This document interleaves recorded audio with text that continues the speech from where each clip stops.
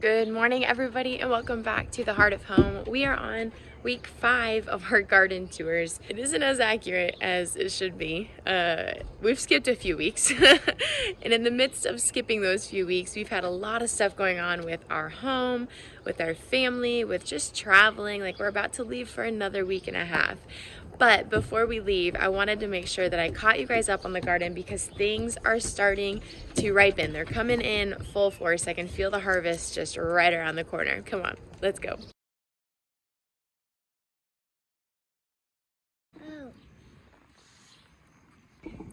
Before we jump down to the main part of the garden, I want to show you guys my green stalks. It's been a while since I've updated you here.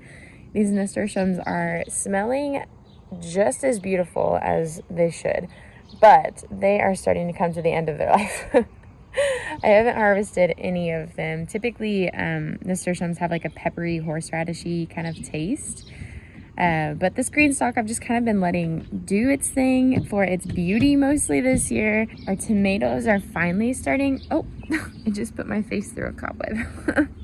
The tomatoes are finally starting to take off. It is getting a little more difficult to make sure that they have enough water. I'll come out here on one day that I haven't watered it and they'll be all wilted and sad. But thankfully, tomatoes like to bounce back and they're pretty resilient. So these ones are the Prairie Fire tomatoes from Baker Creek. Are you trying to show them something? I can hear your little breathing. I've got some other ones on here. To be frank, I don't remember what kind they were. And I am the worst when it comes to labeling my plants. My red burgundy beans have put off some beans. I actually need to harvest these. You want to help me harvest them? Oh, I'm doing a great job right now. Stick them up there. Itsy bitsy little one. Kind of one. No. Come set them over here. This green stalk's actually due for some fertilizer. I think I fertilized it last 3 weeks ago, but I wanted to try it, fertilizing it every 2 weeks. And I'm noticing that just because there is some like nutrient deficiency showing on the leaves, like they're starting to kind of pale up, get a little brown, but also things like the red burgundy bush bean is putting off beans and they're like small and not like their full potential, which tells me that it's just trying to survive. The mint is looking so good. My orange mint is finally blooming. I need to come out here and just cut them off. I think it's so pretty. The mint flowers are just peeking through the lemongrass. I think this one's my Berry's Crazy Cherry. It's looking all right. Hasn't grown much in the last couple weeks. I think it's habanero I've got here, my lemon thyme, my freckled lettuce, my strawberries, and one of my favorite things I have to show you guys. Got to get a better angle from down here. My noodle beans. Noodle beans. Aren't these so fun? Yeah, because they're like noodles. They are like noodles, yes, and they climb, and they're doing what I was hoping, which was climbing onto the deck here.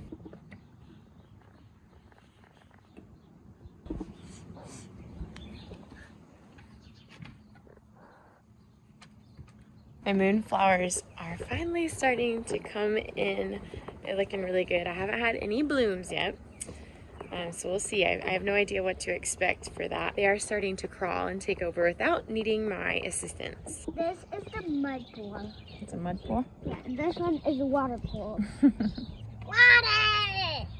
These Jester melon plants are also going crazy. I've tried to train them up the panel over here, but honestly they want to come out here because they're reaching for the sun. They're getting difficult though because I can't really mow under them, and so we'll just have to mow around them for now. But I have been peeking in here every now and then, and you can see I've got quite a few melons. There's one down there, there's 2 over here. I know there was more back here because at one point I saw them. And now they're just kind of in the abyss of melons over here. I had lots of male flowers, and so I wasn't sure about the female flowers, so I wasn't sure about how many melons I was actually going to get. But it turns out I'm getting plenty, and hopefully, Douglas, no.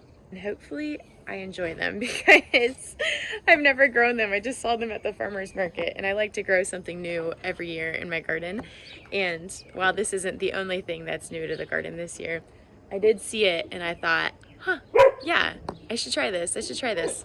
I don't usually, Doug, I don't usually grow melons either because they take up so much space, as you can see. Like, that's a lot of square footage for only, I mean, we just saw 3 melons. I'm sure there's more, but in a homestead, in a suburban homestead, you can't waste that space unless you're trellising them. If you're growing them vertically, then you could get away with it, but it's still space wasted when it comes to how much you can actually harvest off of the square footage that was taken of the plant. So I did this thing where I took, do you guys remember all of those tomatoes that I just had sitting in the end garden bed?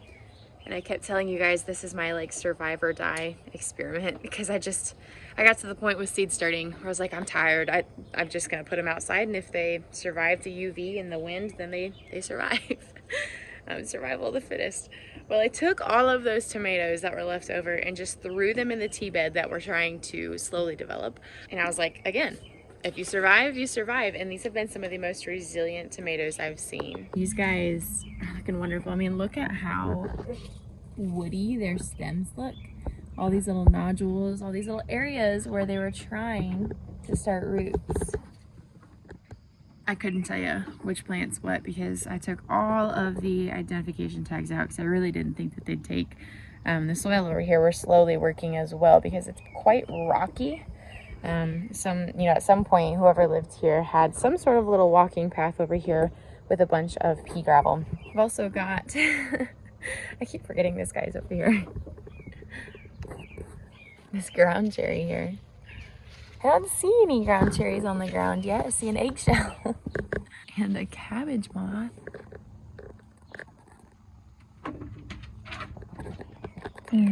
This is the culprit. I think he's dead. He's not even trying to escape. This is the culprit of all of the cabbage worms in the garden, which I just picked out of my salad last night, which was gross, but real food comes buggy. Okay. What do you guys say we get over to the main garden? It's a jungle in here, y'all. The more I look around, the more I'm like, oh man, I do not want to leave for the next week. So I'm going to come back and this thing's going to be overgrown terribly. But I came out here last night and I just came out because I needed to be in the garden. It's been a while since I've just come and sit, which reminds me, I have a chair back there, but I need to bring like a comfortable chair in here to spend some time in it, but because it's such an oasis. But I went into the loofah room over here is what I'm calling it, because it's literally, let me show you guys. You're ready to go in. I had to pull these girls apart because I couldn't even walk into it last time. Oh, I'm gonna get all wet. It's all dewy still. Oh my. Oh. So when I came in here last night, I saw that I had some cucumbers to harvest, but I wanted to show you guys how beautiful they looked first. I don't think I have ever planted cucumbers and not had them get diseased. And I don't want to say the heat causes it, but I have noticed that when it starts to get warm out, they really start to struggle, which I know cucumbers don't really prefer the heat. They're not really a cold weather crop, but they're also not like 90-degree weather crop. They're kind of at the in-between, but I need to harvest these.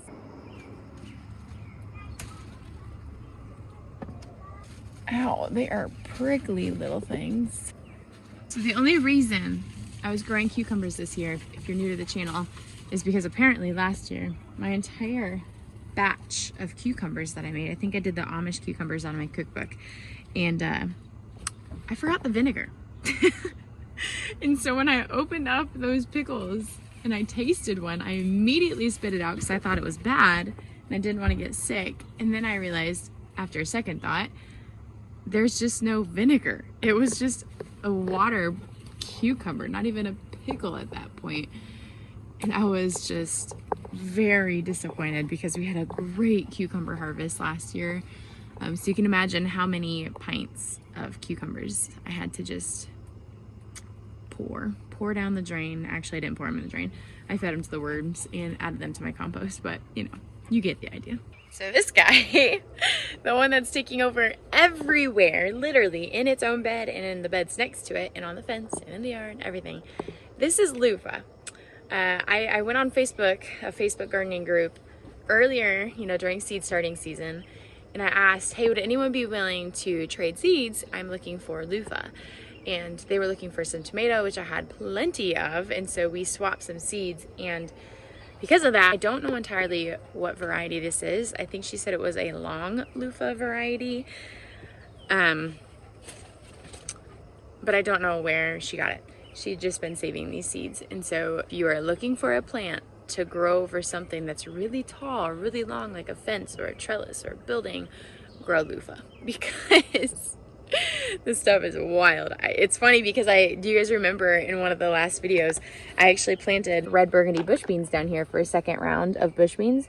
And it's when the loofah was like way up here, you know, and I was anticipating it to crawl like a cucumber, like cucumbers kind of stop over here. That's about 10 feet, you know. And now, yes, these bush beans, they did grow. They did grow, they're right here. But they are reaching for the sun because this loofah plant has just grown right over them. It's grown over the broccoli rub. I've got kale in here that's being eaten by cabbage worms.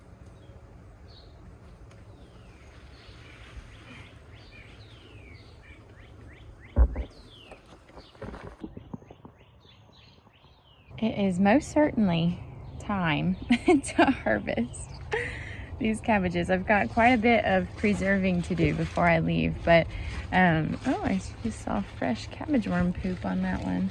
My cabbage worms have been slowing down on these guys. Another forest of ground cherries. We've got ground cherries ready. Come on. I'm kind of scared to go in the grass. Wait. Because it's wet. I feel like I'm foraging in my own garden. And black garbanzo beans, they're still growing. These, I have learned, black garbanzo beans do better if you direct sow them. So if you plan on growing them, just keep that in mind that I have done both, direct sow and transplanting seed starts, and the seed starts really, really struggle. The basil is looking magnificent. Look at this. It looks so beautiful. I told y'all this plant is literally, it's going up and over. It's connected to the tree in my neighbor's yard. It's going back down, so it's up, over, back down, and now crawling across into my beans, which I do not want to happen, so I need to redirect that back to its own bed. These are the Provider bush beans from Organo Republic. They're really big right now. I need to pick these. I've already done 2 rounds of preserving beans, but I do need to get these done before we leave. I feel like bush beans are hard to mess up. And so it's kind of hard to have like a really good bush bean variety because I personally haven't had a bad experience. But I will tell you that these Provider bush beans, they're awesome. They're really putting off, and they're growing really close together, and they're not struggling. They're really not struggling with disease, but I swear I pick them and then I come out like 3 days later and there's a whole nother round that's ready. Finally, these super sweet 100s. I gotta pick the other ground cherries that have fallen. Oh my goodness. Can you tell we haven't been out here in a couple days?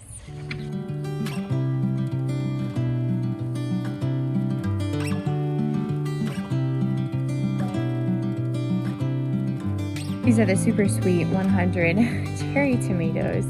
Personally, some of my favorite, which makes me very, very excited to finally see one starting to blush. There's another one down there. For whatever reason, apparently this year, at least in eastern Iowa, which we are growing in zone 5, eastern Iowa, if you're new here, there's been a lot of people complaining about having green tomatoes for a very extended amount of time and them not changing. They're not blushing, they're not going red. Last year, our first tomatoes came in July 21st. Well, it is August 5th, and the majority of people on these garden forums and, you know, friends from church and neighbors and stuff still don't have red tomatoes, which is baffling to me. So I'm very happy to see that mine are finally starting to blush, and mine are grown from seed. The majority of people either start them inside and or buy them from the farmer's market. So I am very happy and very excited about this. Need to come out and do some trellising.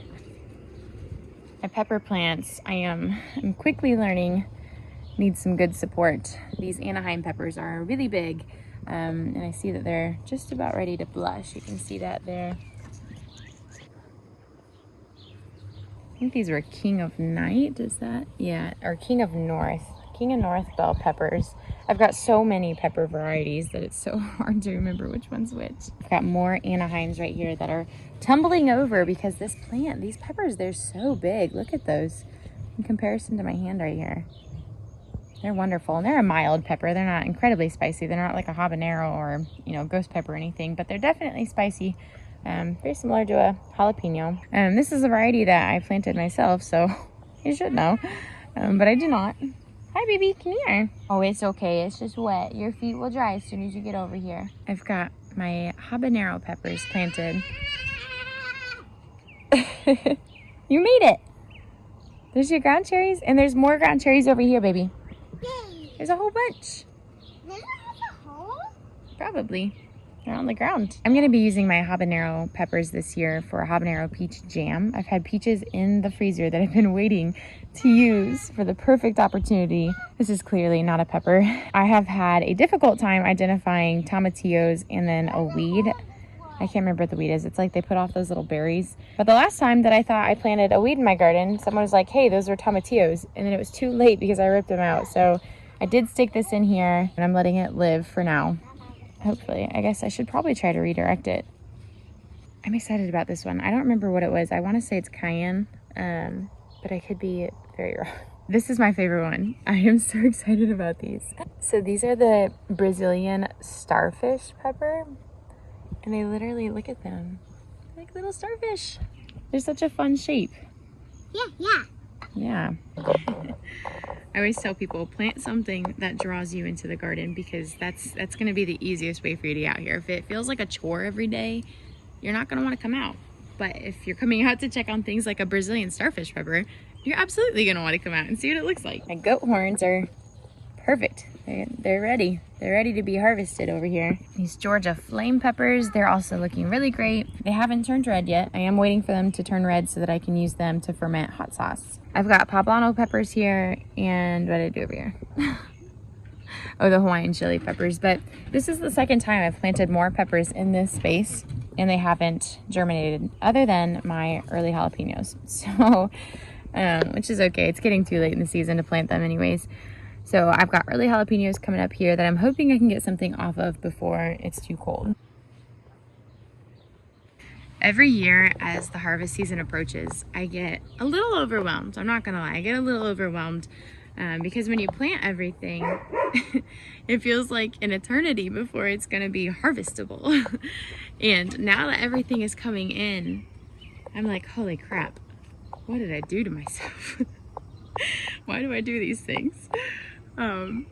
But then at the end of the garden season, when everything is looking rough and dead and it's been picked over and it's ready to rest, it's like one big exhale. And so I'm holding on to the big exhale that I know is going to be coming, and just being resilient in this season during the harvest. But one thing that does make it hard are squirrels and birds and other little critters that come for your goods. This guy's doing all right though. Maybe if I keep him on here, they won't come after him. What do you guys think? They don't look like they enjoyed that one too much, so I'm hoping that they learn their lesson.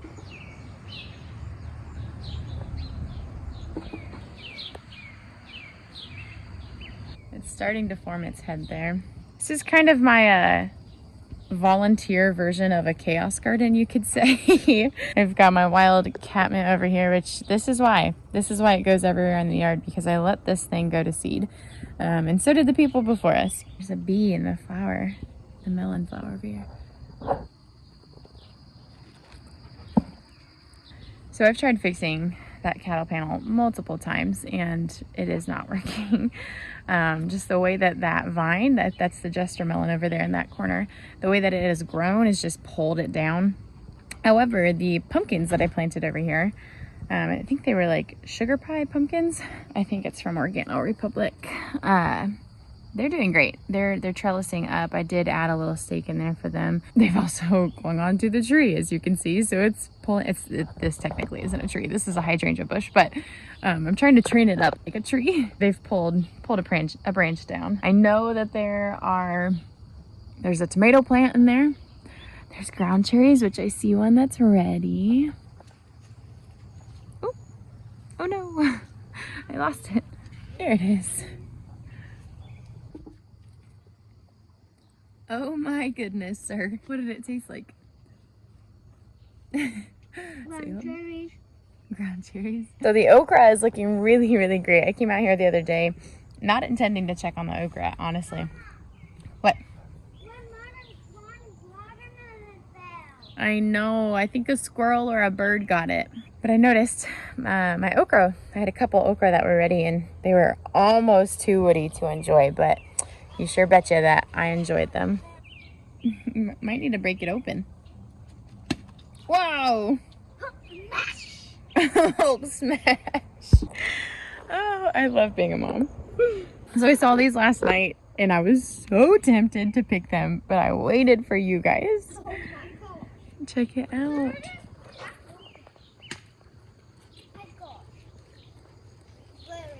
This is a pole cherry tomato. It's the first one that's ripe in this garden bed, and I'm gonna enjoy it.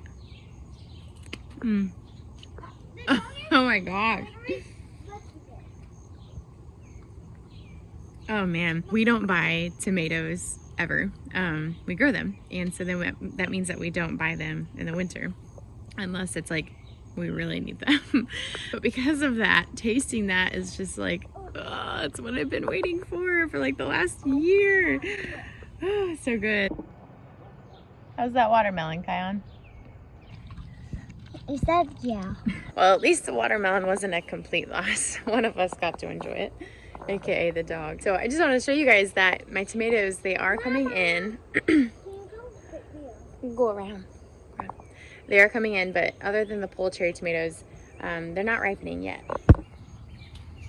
Got a little hole on that guy. I believe these ones are the pineapple tomatoes, so those are looking good. But my purslane that I've allowed to grow. Yes, it's technically a weed, but it is also great ground coverage and foliage for things like tomatoes or things that are going to trellis, because they don't get very tall. Somewhere in here, maybe it's over there. I've got my Jersey Devil tomatoes and my black Krim somewhere. I'm really curious to see how many tomatoes we get this season because they're ripening so late in the season. Hopefully that means we'll have quite a delayed frost as well. So do you guys remember the spinach that I had over here that I kept telling you?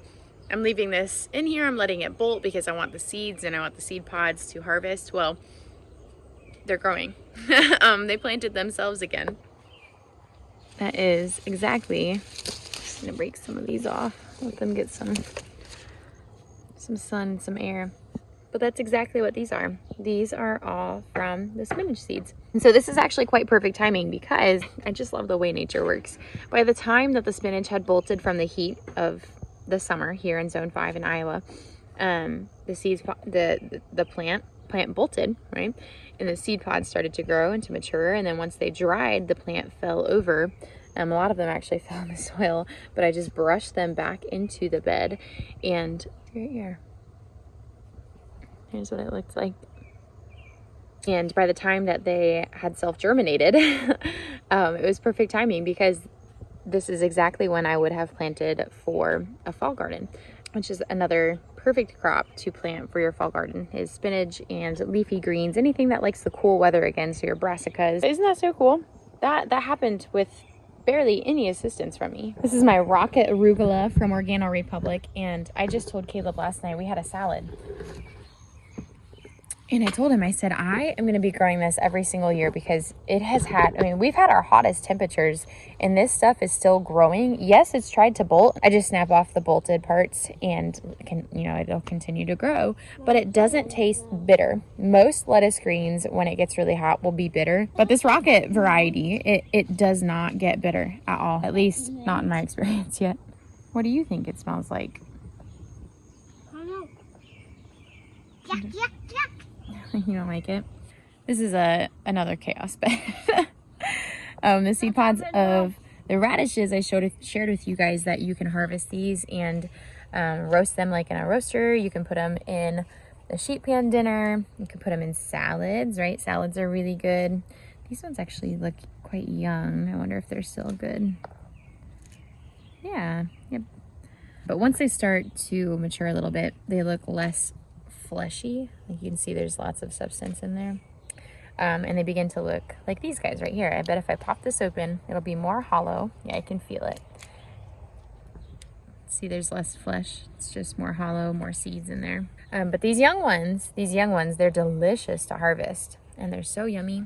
I've got a couple kohlrabi, which I can see back there. I need to go harvest those. And some beets. Looks like they were struggling as well. This bed I just kind of let be what it was. I didn't have time. I was feeling overwhelmed. I didn't replant it. I could replant it right now. After I pull my kohlrabi, I'll probably get some more radishes and some more beets going for a fall crop. These open, the rain can come here and they dump. That will be the way. That is our week 5. Our week 5 garden tour. The harvest is just beginning. I know that when I come back from this camping trip, it's gonna be just hands full on in the garden, preserving food, getting the jars ready. I'm sure I'm gonna have a constant cycle of jars going on the stovetop, and that's good. That is the burden of the abundance. And let me just remind you, if you've made it this far to the end of the video and you're watching this and you live in town, you can do this too. We live in town. This is our suburban homestead that we've been growing and developing and just stewarding and sharing with you guys, because I once doubted my ability to do this. And now I'm making YouTube videos to share it with you guys in hopes to encourage you as well. So if that is you, let me know in the comments if you are growing in a suburban or an urban area, or even just a small country home, whatever it might be. Let me know. Let me know. What has that experience been like for you guys? Because your experience will probably encourage others as well. So thank you so much for being here. We'll see you on the next video. Bye!